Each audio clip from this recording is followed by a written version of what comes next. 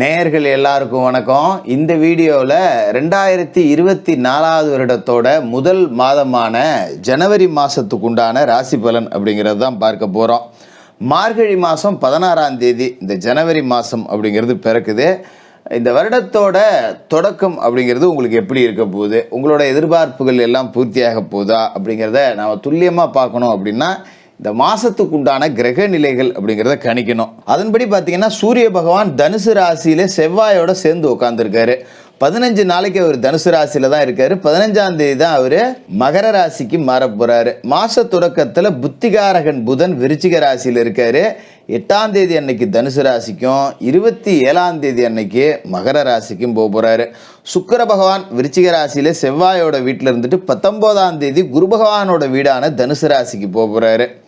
குரு பகவான் மேச ராசியில் பலமடைஞ்சு உட்காந்துட்டு அங்கேருந்து சிம்ம ராசி, துலா ராசி, தனுசு ராசியை தன்னோட அருள் பார்வையால் பார்க்குறாரு. சனி பகவான் கும்பராசியில் இருக்கார். கும்பராசியில் உட்காந்துக்கிட்டு மேச ராசி, சிம்ம ராசி, விருச்சிக ராசி இந்த ராசிகள் எல்லாம் பார்க்குறாரு.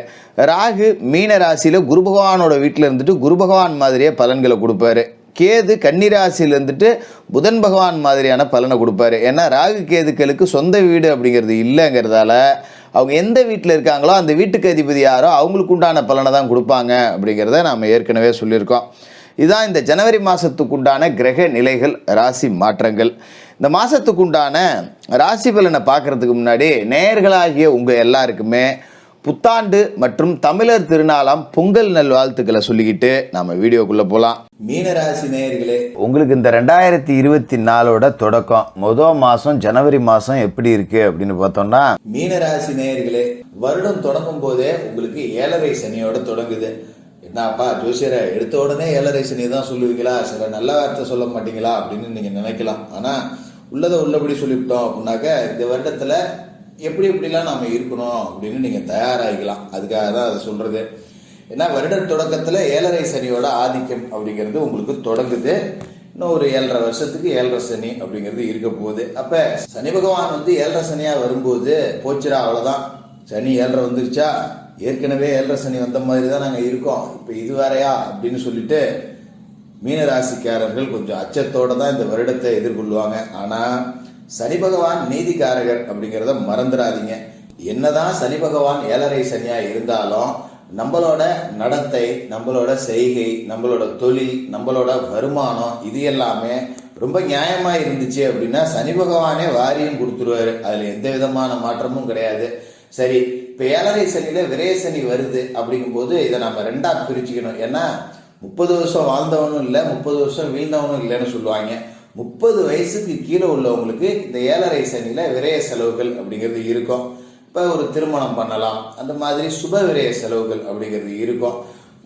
சில பேருக்கு படிக்கக்கூடிய மாணவர்களுக்கு கல்வியில் நாட்டம் இல்லாமல் போவோம், தேவையற்ற சகவாசங்கள் அதெல்லாம் வரும். அதனால மீனராசிக்கார பிள்ளைகள் இருந்தால் அதுல கொஞ்சம் கண்காணிப்பில் வச்சு வளர்த்துக்கிறது அப்படிங்கிறது நல்லது. தீய சகவாசம், கூடாத சேர்க்கை இதெல்லாம் வரக்கூடிய வாய்ப்பு இருக்குங்கிறதால கவனமாக இருக்கணும். அதோட 30 வயதை கடந்தவர்களுக்கு இந்த விரயசனி என்ன செய்யும் அப்படின்னு பார்த்தீங்கன்னா நிறைய விரய செலவுகள் அப்படிங்கிறத கொடுக்கும். சுயஜாதகத்தில் சனி பலம் வலுவாக உள்ளவங்க இந்த விரயசனி காலகட்டத்தில் சொந்த வீடு கட்டிடலாம்.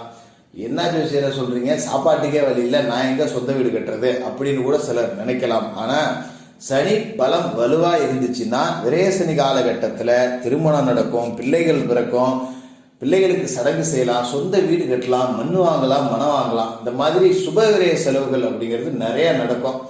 அதே நேரத்தில் பார்த்தீங்கன்னா காசு 10 ரூபா சம்பாரிச்சு நாம வச்சிருக்கணும் அப்படின்னு நினைச்சா முடியாது. அதனால குடும்பமான வரைக்கும் வருமானம் இருக்கக்கூடியவர்கள் காசு பணம் வச்சிருக்கவங்க சுப விரய செலவுகள் பண்ணிருங்க. ஒரு வீட்டுக்கு நகை நட்டு வாங்கி போடலாம், ஒரு அசையா சொத்து, ஒரு இடம் வாங்கலாம், ஒரு மண் வாங்கலாம், மனம் வாங்கலாம்.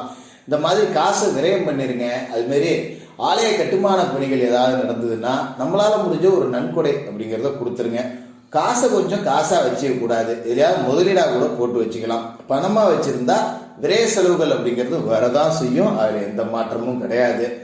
அதே நேரத்துல உங்களோட ராசிக்குள்ளேயே ராகு இருக்காரு. சர்ப்பதோஷத்தோட பிடியில நீங்க இருக்கீங்க.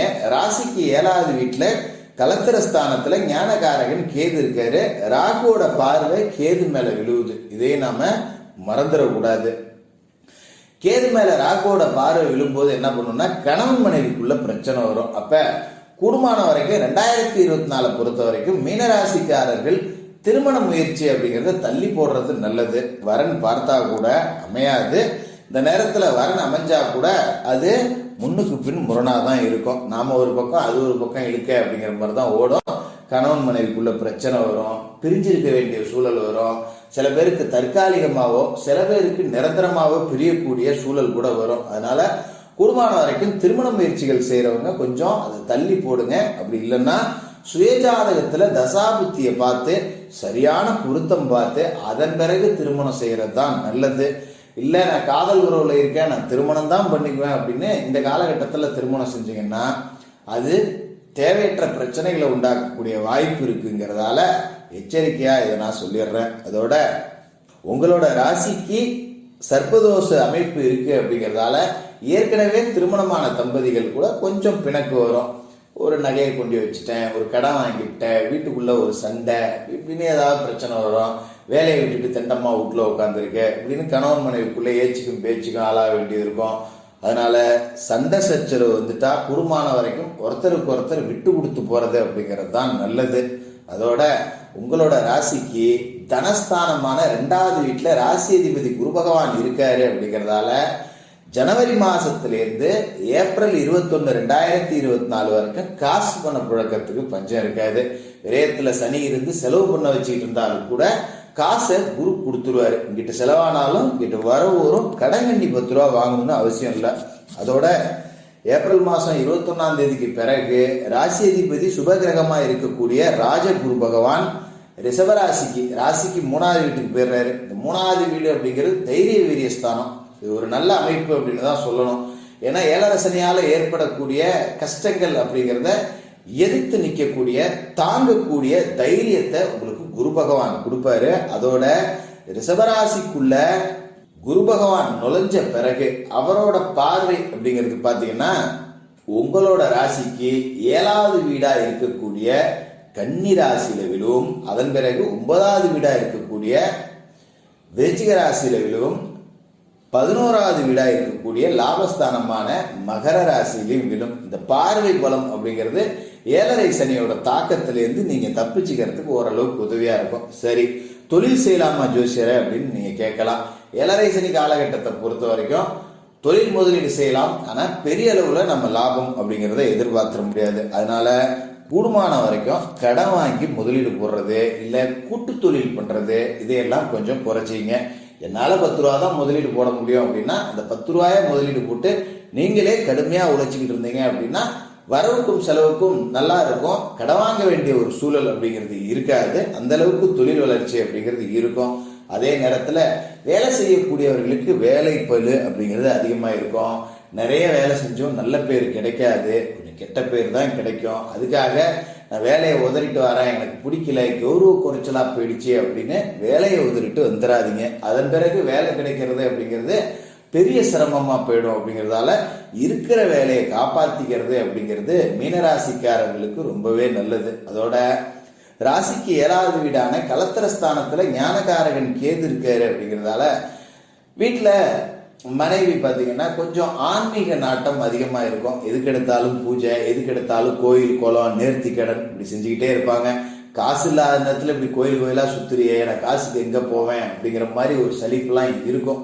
ஆனால் பெண்களோட புண்ணியம் தான் ஆண்களோட பாவத்திலேருந்து மீட்டெடுக்குது அப்படிங்கிறத இந்த நேரத்தில் நாம் மறந்துடக்கூடாது. ஆன்மீகத்துக்காக செலவு பண்ணலாம், தப்பு கிடையாது. மற்றபடி மாணவர்களுக்கு கல்வி அப்படிங்கிறது கொஞ்சம் சுமாராக தான் இருக்கும், அதில் மாற்று கருத்து இல்லை. நல்லா படிக்கிற மாணவர்கள் கூட சேருவார் தோஷம் சரியில்லாமல் தேவையற்ற பழக்கங்களுக்கு ஆளாகக்கூடிய சூழல் இருக்கும். அது மாதிரி கல்லூரி படிக்கக்கூடிய பிள்ளைகள் மீனராசிக்காரர்களாக இருந்தால் கொஞ்சம் அவங்கள கட்டுப்பாட்டில் வச்சுங்க. ஆண் பிள்ளைகள் தேவையற்ற வம்பு வழக்கு கொண்டாந்து வீட்டில் விட்டுறக்கூடாது. பெண் பிள்ளைகள் காதல் உறவுன்னு போய் எங்கேயாவது சகவாசத்தில் சிக்கிடக்கூடாது. இதெல்லாம் கொஞ்சம் கண்காணிப்பில் வச்சுக்கிறது நல்லது. விவசாயிகளை பொறுத்த வரைக்கும் சர்ப்பதோஷ பிடியில இருக்கீங்க அப்படிங்கிறதால இரவு நேரத்தில் வயல் பணிகளில் ஈடுபட வேண்டாம். ஏதாவது விஷப்பூச்சிகளால் தீண்டப்படக்கூடிய வாய்ப்பு இருக்கு. அதோட எங்கேயாவது வெளியூர் பயணம் போனீங்கன்னா கூட ஒரு வனப்பகுதி, இருட்டான பகுதியெல்லாம் போகும்போது கொஞ்சம் கவனமா இருக்கணும். மற்றபடி மின்சாரம், நெருப்பு இது சார்ந்து வேலை செய்யக்கூடியவர்கள் உயரமான இடத்துல வேலை செய்யக்கூடியவர்கள் இன்னும் கொஞ்சம் கூடுதல் கவனத்தோட இருங்க. பெரிய அளவில் பாதிப்புலாம் இல்லை, சின்ன சின்ன விபத்துகள் ஏற்படக்கூடிய வாய்ப்பு இருக்கு அப்படிங்கிறதால கவனமா இருக்கணும். அதே மாதிரி இந்த காலகட்டத்தில் அடுத்தவங்களுக்கு ஜாமீன் சொல்லி பொறுப்பு வாங்கி பணம் கொடுக்காதீங்க. யாருக்கும் ஜவாப்தாரி ஏத்துக்காதீங்க. சட்டவிரோதமா ஏதாவது பணம் வரக்கூடிய வாய்ப்பு உங்களை தேடி வரும், அது உள்ள நுழையாதீங்க. நுழைஞ்சா 10 ரூபா வந்துட்டு 100 ரூபா செலவு பண்ற மாதிரி ஆயிடும், கவனமா இருந்தீங்க. மற்றபடி தினமும் குளிச்சு முழுவிட்டு குலதெய்வத்தை வணங்கிட்டு உங்களோட வேலைகளை தொடங்குங்க. விநாயகர் பெருமான் வழிபாடு செய்யுங்க. சனிக்கிழமையில சனி பகவானுக்கு எள் தீபம் ஏத்துங்க. செவ்வாய்க்கிழமையில ராகுகால நேரத்துல துர்க்கை அம்மனுக்கு எலுமிச்சை தீபம் ஏத்துங்க. மாற்றுத்திறனாளிகளுக்கு உங்களால முடிஞ்ச உதவிகள் எல்லாத்தையுமே செஞ்சுக்கிட்டு இருங்க.